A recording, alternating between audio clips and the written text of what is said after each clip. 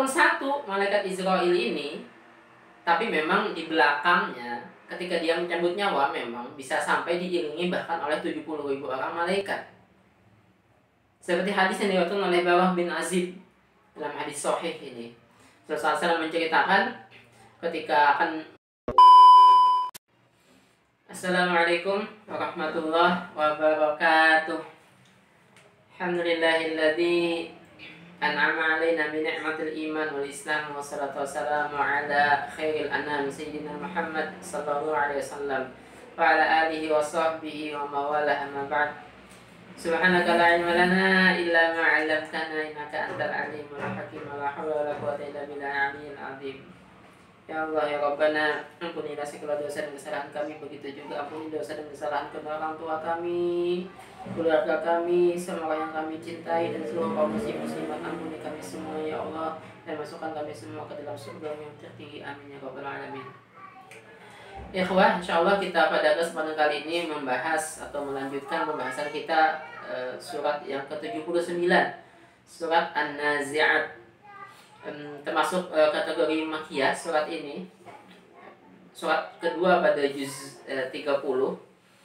Surat ini sama pada kebanyakan kandungan juz 30 ya, yaitu membahas tentang kematian kebanyakannya, atau membahas tentang kiamat. Karena ini yang memang banyak Allah ingatkan untuk penduduk Quraisy atau penduduk Mekah. Karena ini yang banyak ditolak juga oleh penduduk Mekah. Mereka menolak atau tidak mempercayai akan adanya kehidupan setelah kematian. Insya Allah pada kesempatan kali ini kita membahas 5 ayat pertama surat An-Nazi'at. A'udzu billahi minasyaitonir rajim. Bismillahirrahmanirrahim. Wan-nazi'ati gharqa, wan-nashitati nashta, was-sabihati sabha, fas-sabiqati sabqa, fal-mudabbirati amran. Demi malaikat yang mencabut nyawa dengan keras, demi malaikat yang mencabut nyawa dengan lemah lembut, demi malaikat yang turun dari langit dengan begitu cepatnya, demi malaikat yang saling berlomba-lomba, demi malaikat yang mengatur urusan. Nah ikhwah, ini adalah beberapa tugas dari malaikat atau beberapa aktivitas yang dilakukan oleh malaikat. Ayat 1 ke 2 itu memang terkhusus pada malaikat Israel ya. Malaikat mencabut nyawa, karena memang tugas mencabut nyawa hanya pada satu malaikat ini, malaikat Israel saja. Bagaimana kalau di banyak tempat orang mati secara bersamaan, sementara jauh sekali, yang satu di Indonesia, satu di Indonesia Timur, satu di Indonesia Barat, satu di Indonesia Tengah, satu di Vietnam, satu di Cina, satu di Afrika, satu di Amerika, satu di Eropa, atau bukan satu, jangan-jangan itu ya, di satu tempat, di satu waktu itu. Bisa jadi bahkan 5 di sini, 5, 7, 5 banyak. Maka bagaimana dia mencabut nyawa pada satu tempat sementara ini satu orang? Itu urusan Allah ya. Itu urusan Allah. Karena bisa saja dia menjangkau di berbagai tempat pada satu waktu dengan bersamaan, atau entah dia membelah diri atau kayak gimana, yang jelas itu urusan Allah. Karena ini yang jelas adalah satu malaikat, bukan beberapa orang malaikat Israel ini. Nah, dia mencabut nyawa memang dengan berbagai macam cara. Nah, walaupun satu malaikat Israel ini, tapi memang di belakangnya ketika dia mencabut nyawa memang bisa sampai diiringi bahkan oleh 70.000 orang malaikat. Seperti hadis yang diriwayatkan oleh Barah bin Azib dalam hadis sahih ini. Rasulullah SAW menceritakan ketika seseorang akan meninggal dunia, entah dia seorang beriman atau seorang yang kafir, maka malaikat Israel datang dengan berbagai macam kondisinya. Kalau orang beriman, dia membawa kafan yang wangi-wangian, dia menyerupai seseorang yang sangat tampan dengan berpakaian yang indah, dan di belakangnya ada 70.000 orang malaikat yang juga begitu indahnya. Sementara orang kafir sebaliknya, membawa kafan dari neraka yang bau, dia penampilan dengan sangat buruknya, dan dia di belakangnya juga ada malaikat 70.000 orang yang juga sangat buruk. Nah makanya kemudian di ayat ini Allah menggambarkan demi malaikat Israel. Nah Israel ya, wan naziat ini yang jelas. yang mencabut nyawa dengan sangat keras. Karena malaikat Israil tidak pernah mendelegasikan tugas ini kepada malaikat yang lainnya, tidak. Selalu beliau sendiri yang mencabut nyawa ini. Seorang bisa dicabut nyawa dengan sangat kerasnya oleh malaikat Israil, jelas karena kekafirannya, karena penentangannya dengan Allah. Maka malaikat Israil ini mencabut nyawa dengan keras ini seperti apa yang digambarkan oleh Rasulullah SAW. Batang kayu berduri, duri tajam, yang di batang kayu tadi, duri tadi memenuhi setiap sisi dari batang kayu tadi itu dipenuhi oleh duri semuanya. Dan itu masuk ke dalam diri seseorang sampai ke dalam perutnya, dan kemudian ditarik batang kayu tadi dengan sangat kerasnya. Ini gambaran dari Rasulullah SAW, seorang yang dicabut nyawa dengan keras oleh malaikat Israil. Cabut nyawa dengan sangat sadisnya. Seperti itu tadi ya, batang kayu berduri yang masuk ke dalam perut seseorang, dari mulut sampai ke perut masuk. Nah, kemudian ditarik batang kayu tadi dari perut dengan seketika. Terbayang sakitnya ya, sakit sekali. Hancur tuh bagian dalam semuanya, robek tuh bagian dalam semuanya, berdarah bagian dalam semuanya, dan sangat sakit. Itu ikhwah, kondisi ketika saat dicabut nyawanya. Belum lagi kondisi orang sakaratul maut, kalau dia dalam kondisi atau akan mendapati su'ul khotimah, itu lebih menderita lagi. Saat kondisi gorgor dalam hadis itu, dalam kondisi sakaratul maut akan dicabut nyawa, itu sakit sekali. Karena yang pertama, dia dalam kondisi sangat kehausan, yang dalam istilah hadis itu, walaupun diminumkan air sebanyak air yang ada di lautan pun tidak akan mencukupinya. Sudah sangat sebegitu hausnya, dan dia sangat ketakutan karena di saat itu akan diperlihatkan tuh kemana nanti tempatnya oleh Allah. Sementara tadi malaikat Israil datang membawa kain kafan dari neraka yang begitu baunya, yang sangat menyeramkan, dan kondisi malaikat Israil dan malaikat pengiring di belakangnya pun juga sangat menyeramkan, sangat bau juga. Ini menambah penderitaan buat orang yang sakaratul maut, yang akan mati dalam kondisi su'ul khotimah. Maka kita berlindung selalu ini kepada Allah dari kondisi su'ul khotimah ini. Karena ini kondisi yang sangat menakutkan. Makanya Rasulullah SAW kemudian memerintahkan kita untuk jangan sampai melakukan kemaksiatan sekecil apapun. Karena kita nggak tahu ya, dalam kondisi apakah kita akan meninggal. Karena siapa tahu ketika melakukan kemaksiatan sekecil apapun itulah, saat itu nyawa kita mati, atau nyawa kita dicabut oleh Allah. Kita nggak tahu. Benar-benar nggak tahu kapan kita meninggal.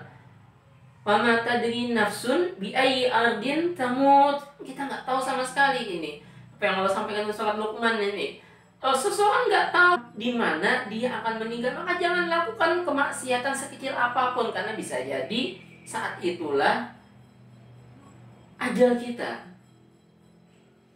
Dan kalau mati dalam kondisi maksiat, maka otomatis mati dalam kondisi su'ul khotimah, dalam kondisi dicabut dengan sangat keras awalnya oleh malaikat Israil. Kita berlindung sekali dengan apa yang disampaikan oleh Rasulullah SAW dalam satu hadis dari Abdullah bin Mas'ud, hadis arba'in bisa kita lihat kan ya. Rasulullah SAW menggambarkan, inna ahadakum la ya'malu bi amali ahlil jannah hatta ma yakunu bainahu wa bainaha illa dhira'. Ada salah seorang dari kalian, katanya Rasulullah SAW, yang selalu mengamalkan amalan penduduk surga, hingga tidak ada jarak dengan dia dengan surga kecuali hanya sehasta. Tapi ketentuan Allah mendahuluinya, dia kemudian melakukan amalan ahli neraka, dan saat itulah dicabut nyawanya. Maka dia kemudian masuk neraka. Maka jangan sedikit pun kita melakukan kemaksiatan. Yang kedua, wa nasyitati nashta. Demi malaikat Israil yang mencabut nyawa dengan lemah lembut, yang digambarkan dalam hadis itu adalah seperti seseorang yang mengambil rambut yang ada di atas tumpukan tepung. ada tumpukan tepung. Di atas tumpukan tepung itu ada sehelai rambut diambil oleh seseorang. Pelan pasti ya. Karena kalau ngambilnya gerasuk-gerusuk, ya tepungnya pasti berantakan. Kalau ngambilnya cepet-cepet, pasti tepungnya kemana-mana dan rambutnya bisa jadi bahkan hilang, kecut sama tepungnya. Pasti diambil dengan sangat pelan. Ini kondisi kematian yang sangat kita harapkan.